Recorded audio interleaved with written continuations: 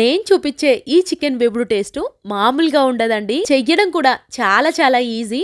Video చూడంగానే మీకు కూడా వెంటనే ఇదే విధంగా చేసుకొని తినాలనిపిస్తుంది. అంత బాగుంటుంది. ఈ చికెన్ ఫ్రైకి మంచి కాంబినేషన్ చారు ఉంటే సరిపోతుంది. మరి ఎలానో చూసేయండి. ముందు చికెన్ లోకి అల్లం వెల్లుల్లి పేస్ట్, పసుపు, ఉప్పు, కారం, పెరుగు వేసుకొని బాగా కలుపుకోండి. ఇలా బాగా కలిపిన తర్వాత ఒక్క హాఫ్ అన్ అవర్ పక్కన పెట్టుకోవాలి. తర్వాత స్టవ్ పైన ప్యాన్ పెట్టుకొని ఆయిల్ వేసుకొని కలిపి పెట్టుకున్న చికెన్ ని వేసుకొని బాగా మగ్గించుకోండి. ఇలా మూతను పెట్టుకొని మగ్గించారంటే చికెన్ లో నుంచి వాటర్ రిలీజ్ అవుతాయి.